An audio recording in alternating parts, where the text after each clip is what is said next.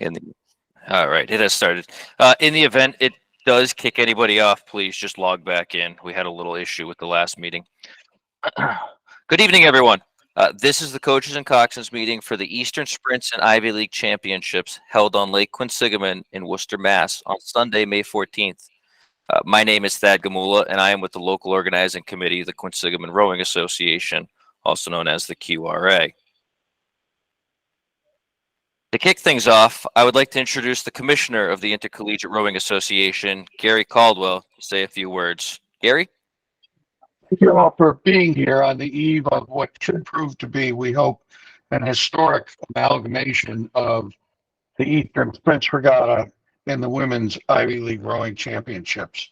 This presents a unique opportunity in the 100-plus years of men's intercollegiate rowing in this country and the 50-plus years now of women's intercollegiate rowing.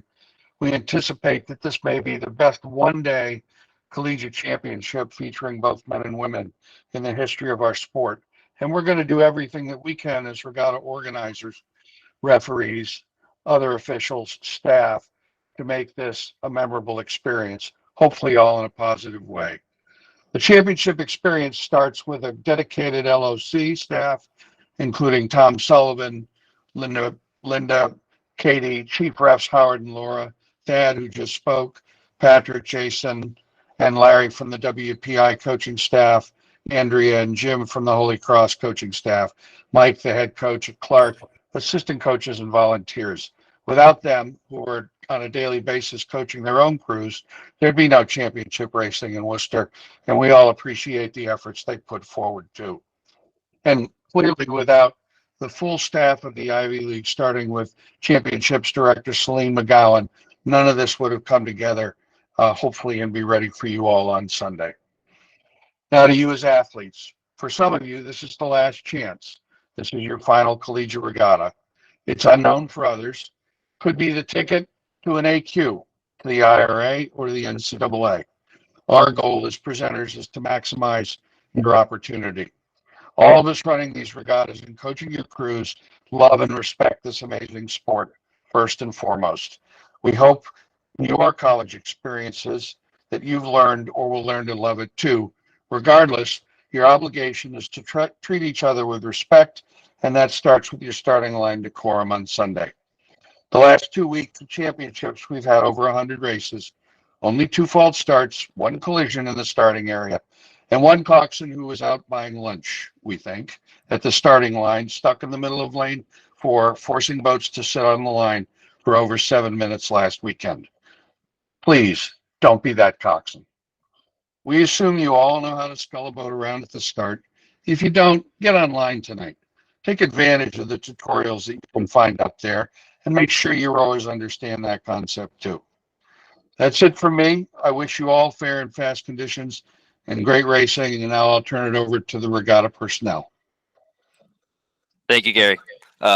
Also with us tonight, as Gary said, are the co-chief referees of the regatta, Laura Kunkemuller and Howard Meisner, who will both jump on later in the presentation. All right. First things first, let's get some housekeeping out of the way. At this time, could you please type the school you represent in the chat for the attendance? And while we wait for responses to come in, I would ask if throughout the presentation, if you find that you have a question, please save it for the end of the presentation, and we will address them at that time. And I do recognize that there are some people who are calling in. So if you feel your school wasn't represented in the attendance, just send an email to Gary, myself, Howard, Laura, anybody, and we'll go from there. Okay. As the responses are rolling in, we will go to the practice traffic pattern. Just so everybody's aware, practice is Saturday, May 13th, between the hours of 9:30 a.m. and 6 o'clock p.m. Docks will close at 5. Please be aware, if you show up to the dock at 5:05, the docks are closed. Please be off the water in time, as the park does close by 6:30, and they will lock the gates then.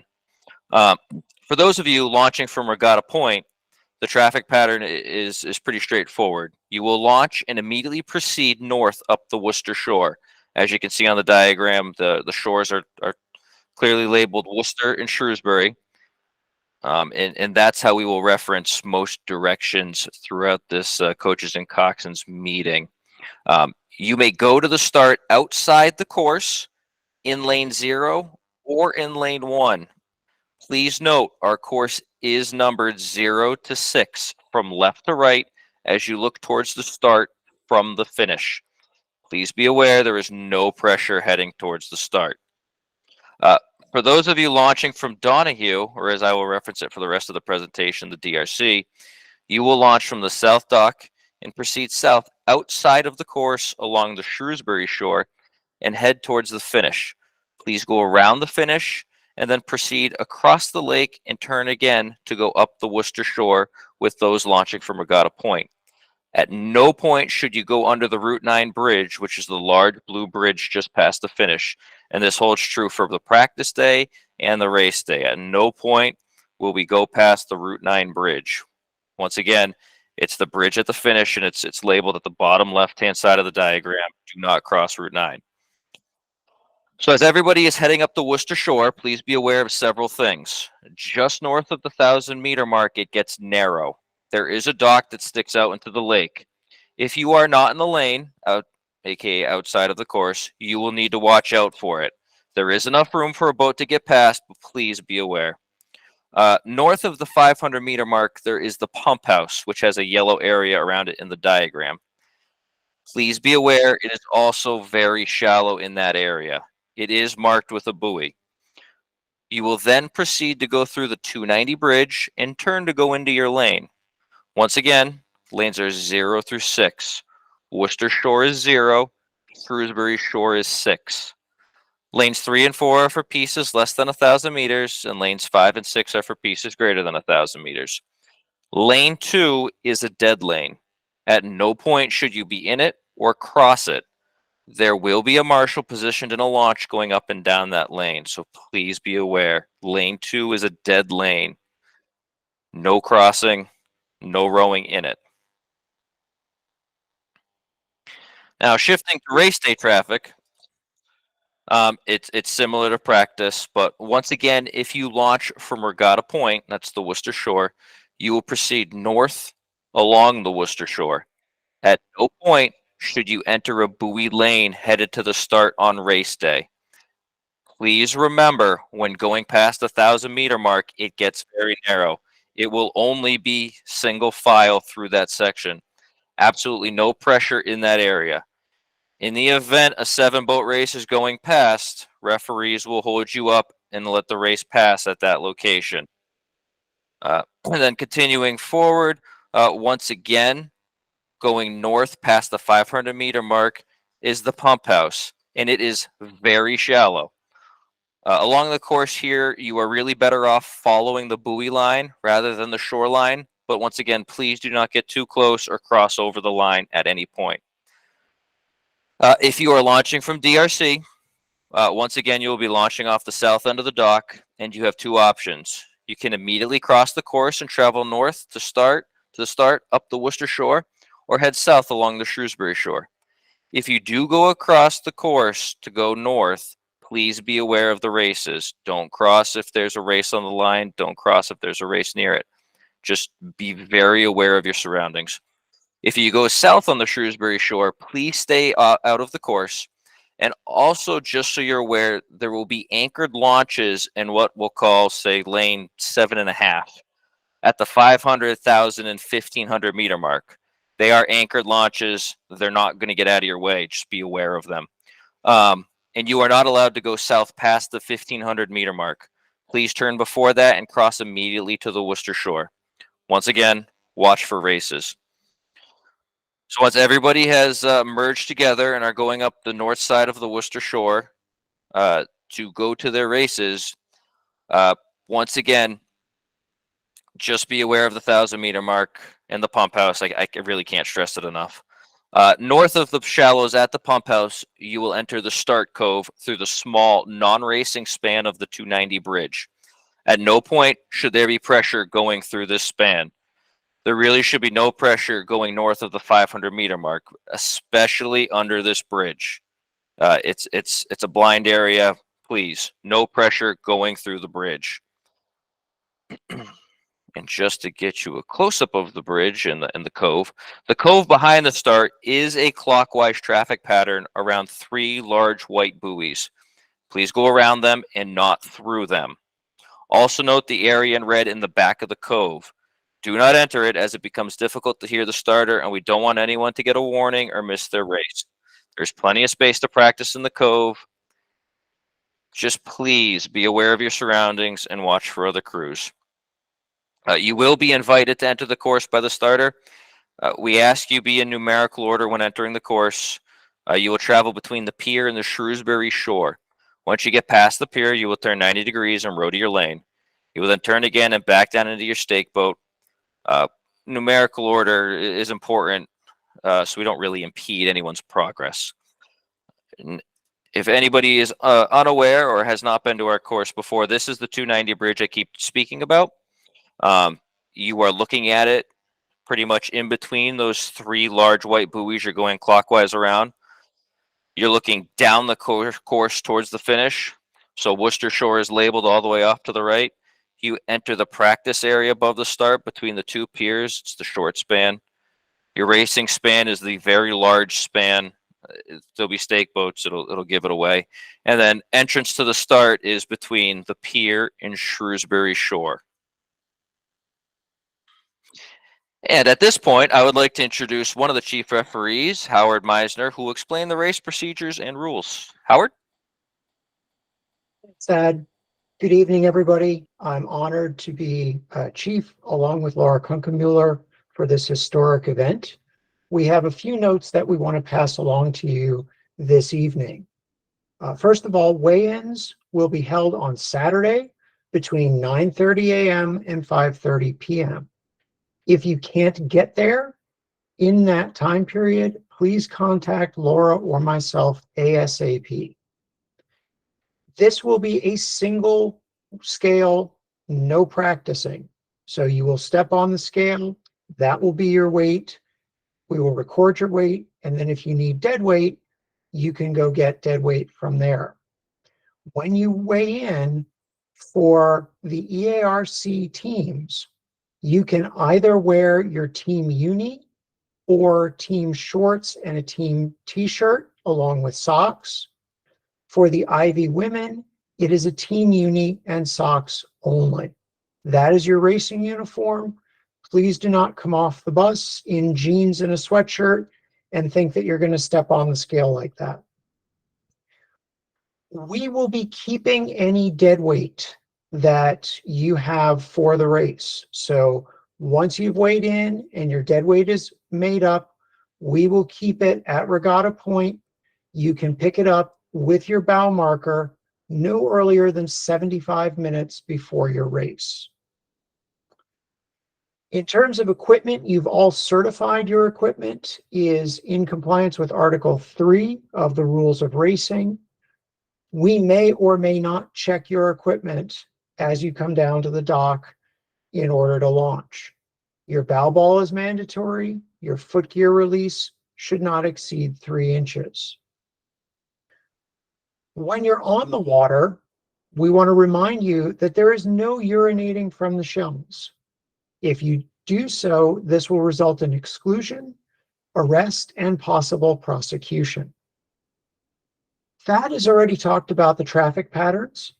And if you've missed something, I highly recommend rewinding and listening to his melodious voice again. We want to highlight just 2 other things. First, there are no practice starts alongside the course. You can row up, but no practice starts alongside the course. I also want to highlight the 1K point. In the past, this has been tight. It is even tighter this year because there is a larger dock there. So as you come up to the 1K point, be very, very aware of what's going on. In the launching area, please only launch your shells at the direction of the dockmaster. You can have a few additional people on the dock to carry oars and shoes, but please, we love to see the pictures of the regatta dogs and other pets, but no dogs on the dock or in the launching area. It represents a safety issue for us, so please keep them off of the docks. Should you have any issue going up to the start with breakage, please find the nearest race official and follow their directions. We will endeavor to make repairs on the water whenever possible, or we'll follow the direction of the referee and maybe go over to Donahue Rowing Center to effect a repair or come back. But just listen to the referee. We will get your boat fixed. We will get you into the race. That has described the warm-up pretty well, so we're not going to talk any more about that. In the starting area, once you come through the Shrewsbury side, the starter will attribute your lanes. So we will have you in lane order from 0 to 6, but if there has been a change to the lanes, the starter will announce that change as you come onto the course. It is your responsibility to be locked onto the starting line, ready to race 2 minutes prior to the start of your race. Up until that time, if you wish to warm up in your lane, do a practice start, etc., that is entirely up to you. All water bottles, extra layers, etc., are to remain in your boat. You are not allowed to pass anything to the stake boat holders. You can empty water bottles into the lake, but please do not throw anything into the lake. We will be using a standard U.S. rowing poled start. After the judge at start signals that alignment has been achieved and the starter has confirmed that all crews are safely pointed and the course is clear, we will begin that starting procedure. As a reminder, hands are not recognized during the start. If weather or other conditions prevent the use of the normal starting procedure, the starter shall announce to the crews that a quick start will be used. When the starter determines that the race may be safely and fairly started, the starter shall call out quick start, followed by the starting commands. Once the announcement of quick start is made, the starter will disregard any crews signaling that it is not ready to race. There are a couple of situations in the starting area where we may stop the race. For example, if there is a false start, we will stop the race. Collisions between crews within the first 100 meters of the race are grounds for stopping the race. We also have rules here for breakage and other misadventure. So if you break equipment or a competitor is thrown out of the boat, experiences an overhead crab, or equipment is damaged as a result of a crab, stop rowing, raise your hand, we'll stop the race, the referee will come over, and we'll sort it all out. During the race, Thad has talked about the course a little bit. It is a pretty straightforward course. The start to 100 meters is red buoys, 100 meters to 1750 is white, and the last 250 is red.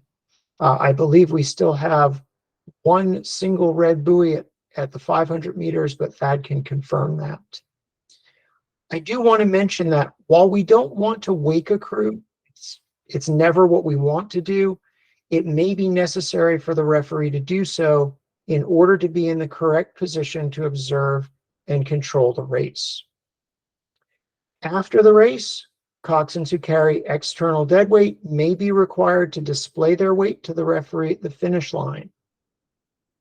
After the grand finals, the top 3 crews placing will proceed directly to the Regatta Point Boathouse dock. Medals will be awarded in reverse order of finish. Now, please note that this dock has a section that is perpendicular, so it's an L shape. We'll be using the far end to keep people away from that piece of the dock that sticks out. If you feel that your best race was somehow taken away from you, you can raise an objection on the water with the referee immediately following the race in accordance with U.S. rowing rules. The referee will respond to any objections and make a ruling on the water.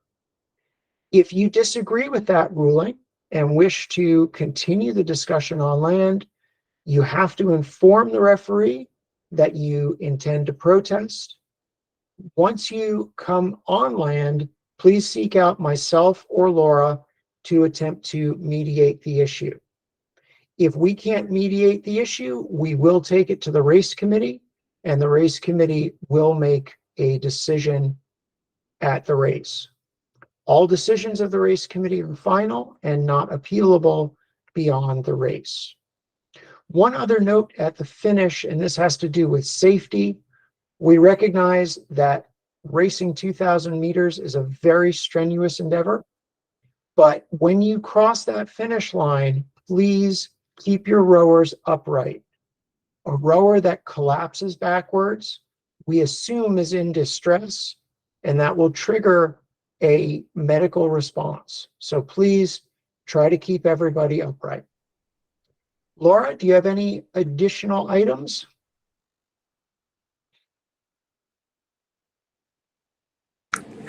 Sorry, I was on mute. The only other thing that I can think of is that it's very important that everybody paddle through the bridge, both on the way up into the warm-up area and on the way through the bridge to the course. And be aware that while we are going to do our best to keep you in bow number order, we are also not going to hold you back if the boat in front of you is not ready to go. So please work with the start marshal to make sure that the loading onto the course happens in an orderly way. I think that's it from me. All right. Thank you, Howard and Laura. Now, for those of you who haven't been to the course before, it's been a while, we do a short little course time-lapse video. Just so everyone's aware, the video starts at the 3 large buoys at the top of the cove. Once again, you will not be entering the stake boats like this, but it's just for emphasis on where things are. So, start line is directly under 290. I apologize if it's choppy. The DRC is off to the left, and like Howard said, the 500, 1,000, and 1,500 are marked by orange buoys. The 1,000 meter is just past the pagoda here. And then 1,500, you will have your last set of large orange buoys before you go past Regatta Point. And the finish line is just before the large blue bridge, which is the Route 9 bridge. And once again, we do not go through it. After your race is made official, please turn immediately to the Worcester shore, which is your starboard side, and clear the finish. Please watch for the shallows around the finish tower.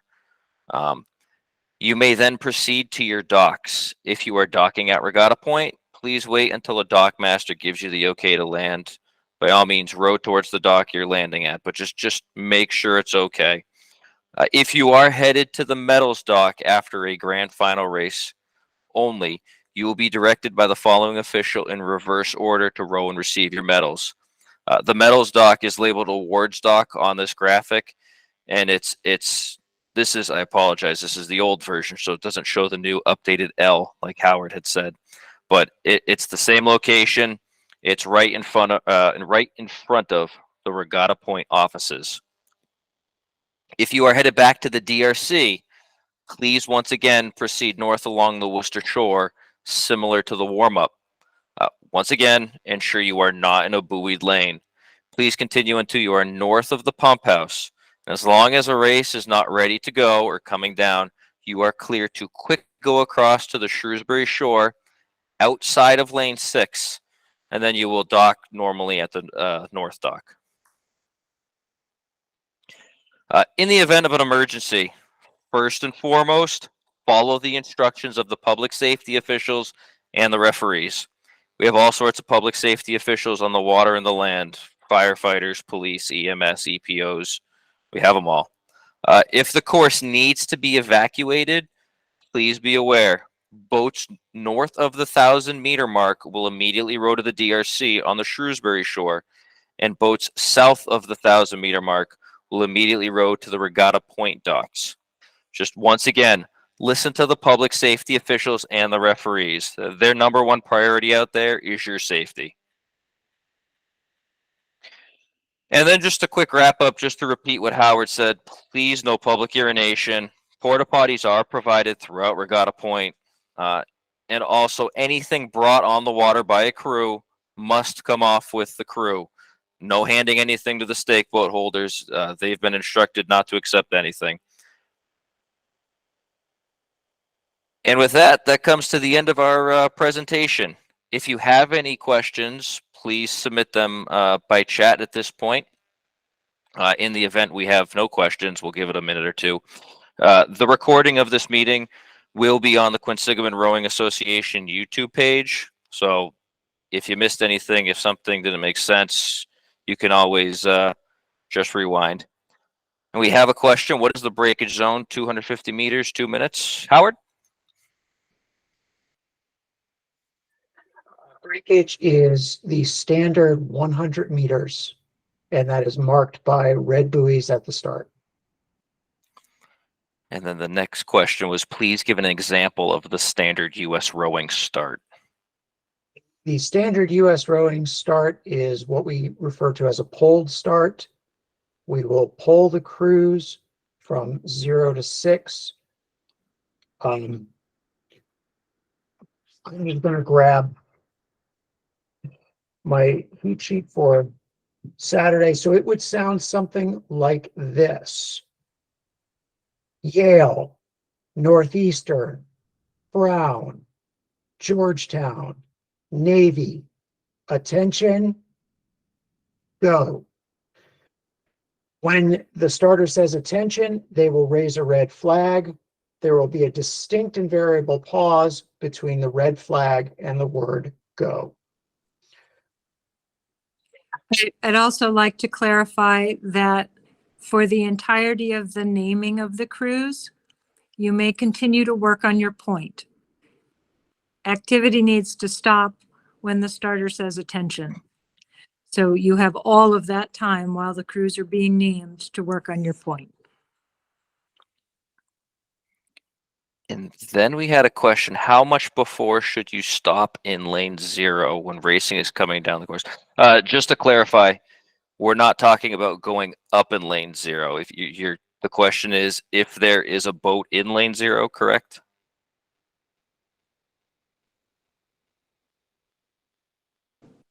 Yeah, I guess my question is when you're going to the start and there's a race coming at you, how much time should you give to stop and let the race go by? Howard? It would be great if you could stop within 100 meters of the race. So that's what, a minute, maybe 2 minutes before the race becomes parallel to you.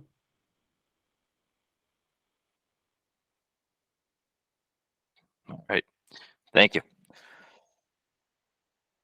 And what is the minimum coxswain weight that would not require additional weight? For EARC programs, the minimum weight is 125 pounds. For Ivy women, the weight is 121 pounds.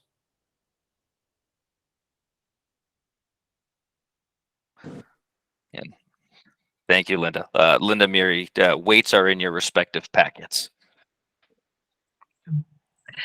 And I'd like to emphasize that there's a lot of helpful information, and some people are visual learners, some people are auditory learners. Please read the packet. It will reinforce what you've heard tonight. And if we have no more questions, I'll give it a quick 30 seconds. But once again, the recording of this will be distributed. So there's one more question. Will any officials be checking heel ties at the launching dock? We will have officials there. We may check. We will visually look at your boat. We're trying not to intrude, but if we visually see something that we'd like to double check, we will double check it. And then if it's found that there are safety issues such as heel ties are not tied, we will ask you to step aside and fix it before you launch.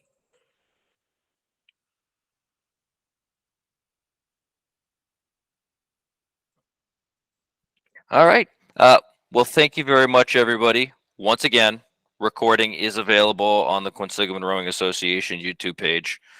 And thank you all for attending. We will see you all on Saturday and Sunday. Thank you. Have a good evening. Thank you.